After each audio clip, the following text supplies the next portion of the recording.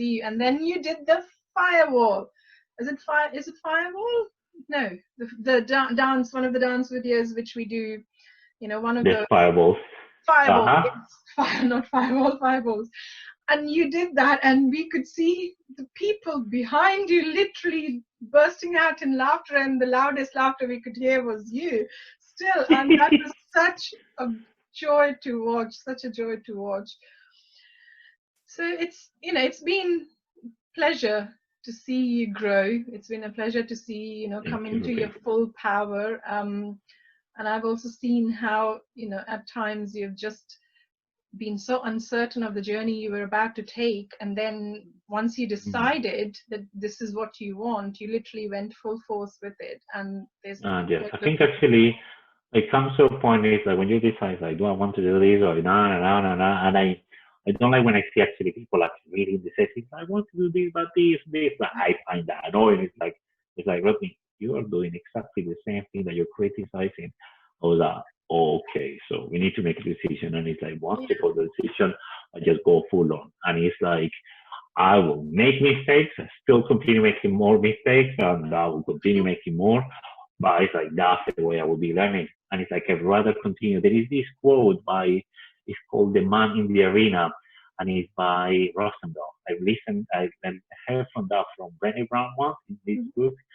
And it's so powerful, and she literally talks about the man in the arena. It's quite long, but what it says is like, it's not the person who is actually sitting on around the arena, criticizing and complaining. The people that are failing is the people that falls over and over again and choose to get up and try again. And if he knows that if he wins by doing the best. But if he fails and knows, he knows that he tried by daring greatly. And that for me has one of the things is that I want to be the person in the arena. I don't want to be sitting there with those timid souls. I want to be there trying because that's the only thing that we can do. We don't have any control over anything. I mean, right now is the clear example that we have zero control about anything. Yeah. So what can I control? I can control what I do, and that's why it's been. I mean, I remember when my mentor said this to me. He said, "Rodney, I know okay, you're going into this venture now, and trust me, you will learn more about yourself in these coming years that you will have in these past 2 decades." Oh boy, she knew what she was talking about. She knew what she was talking about. Holy Moses, I have to face myself. Many times when I talk about myself, it's my own demons. Because we all have them, like, it's having the ups, having the downs, and it's like trying to literally pick myself to go up again. Yeah, and you know, that's all, like you said, that's all we can do. You know, when we are down there, we have to pick ourselves up. And the more you learn from your mistakes, the more better and stronger you become. You know, so that is it. So my next question to you is, why did you choose to photograph women? You know, out of all the topics, all the okay. First of all, it's like, why? No, you're beautiful. Like, I love beauty. I have always loved beauty. Yeah. I found women the most like a guy who's like, yeah, guys, they're alright. I love women. I always love them. I love actually how they act, how they laugh, how they care for the people. Especially I love something, especially like when I see my mother. Like I love that they can be this tender soul, like this most protective and caring person. And then she can become the most fearsome warrior in this planet. If someone messes with her kids, and it's like you have two completely paradox, two completely different beings acting as one. And it's like one is a warrior and she's a warrior. You will see that across Mother Nature. Like every single mother is protecting their spring. So like trying to walk in a park and trying to approach those little ducklings, and they will come for you. Even if they die, they don't care. They coming for you. Same mother, like it will do the same thing. So, and I don't know. And I think actually also the second one is like they sometimes, I would say probably 80-90% of the time, fail to see what people see in them. Like we like absolutely true. Yeah, and I was like, you may not see the beauty. Like I see it there. It's like right there. Just grab your mirror and I will show you. And it's like, no, I don't see it.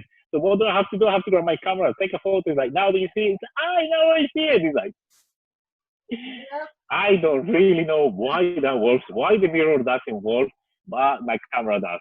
The I lens work. genuinely don't really know. But Yeah. for me, I have always been fascinated by them. I found them beautiful, they're stunning, like all ages, like they're just beautiful. I remember having actually photographed this woman, 78 years old. That was in Yes. Colombia recently, and she suffers from how do you say Alzheimer's. So Yes. she's losing her memory. And when her daughters contacted me, because I was in Colombia visiting some Yeah. family, so I opened the studio there for a few weeks. And they told me that, Rodney, did you do weddings? She's like, no, I don't do weddings, but if you want to have a beautiful photo of your mom, like, please, by all means, book yourself an appointment. And they did. So they come, they told me, Rodney, she suffers from, how do you call the problems in the bone? Arthritis. Arthritis and Alzheimer's. So I was like, holy Moses. So I filmed that. Well, probably will have 1 or 2 minutes tops with this lady. And it's like, what am I going to do? Just because I believe in it, it's like, you're going to give love to this woman. She came, I just set her down, like, let me see, and I just started literally having so much fun. I forgot about everyone else, and I don't care about anyone else in there. All I care about is this woman right here in front of me. And it's like, okay, let's get her comfortable, get some apple boxes, I put the hands in there. So I saw her hand was like this constantly. So I was like, okay, let's get a pose that it will look more natural. Yeah. And the thing that they told me that Rodney, she never looks at the camera, ever.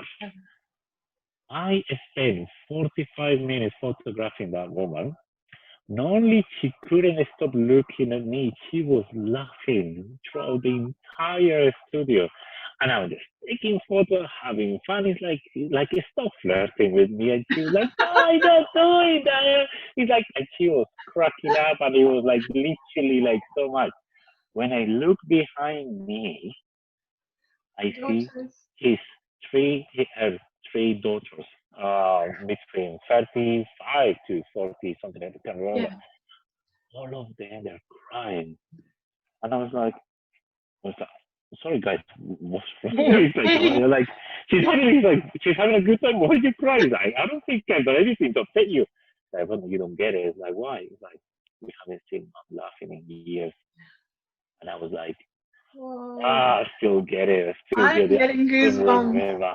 I still like literally they were in tears. Like, you have no idea what this means to us. Yeah. And this is the point. It's like, Rodney, this is like, she, thank God she's still alive. It's like, you have no idea what this means to us.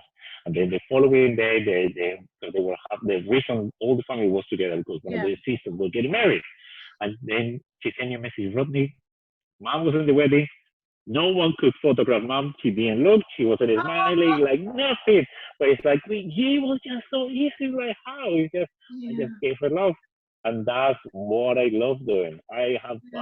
fun, so much fun doing that. Oh, that We post literally is a that photo goosebump shoot. story. Yeah, that's a beautiful story to tell, Rodney. And it's, and I'm sure when you're having those experiences, it literally lifts your energy up even more higher, than what you know, um, it's beautiful. And I think perhaps I sometime in the near future, not probably near future, but maybe in the later part of the future, I think probably there's going to be a book as well from you talking about all these experiences and the way different stories come out from different people and how you photograph them. So that would be one hell of a book if you ever decide to do one. So I probably like that's that. something to keep in mind. So let's say if somebody came to you, and said, okay, what can we use the portraits for, what occasions, which different sessions can you do? So can we use the portrait for, like you said, you don't do weddings, but can you do them as gifts? Can you do them as, whole, like what you did with me? You photographed me and my four beautiful girls. And, yes, my eldest has been a model for quite a while now, and I've seen some beautiful images, but the best one which I love is the one which sits on my mantelpiece, right? And it's like I've got all four of them there together, which has probably not been easy because since they were young, we've hardly been, everybody has got their own life now, so everybody's doing their own thing. There's not been an occasion where we have taken pictures, and if we have, it's been like towards birthdays and whatnot. So that was something beautiful. So what would you say? What occasions can you have a portrait taken for?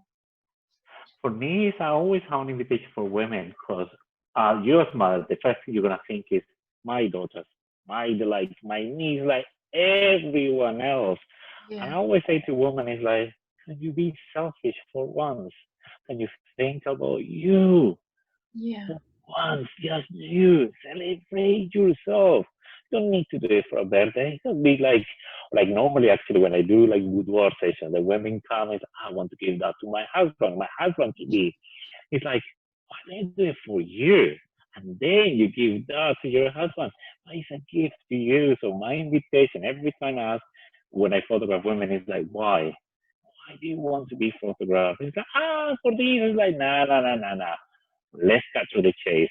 What is it? What do you want for you?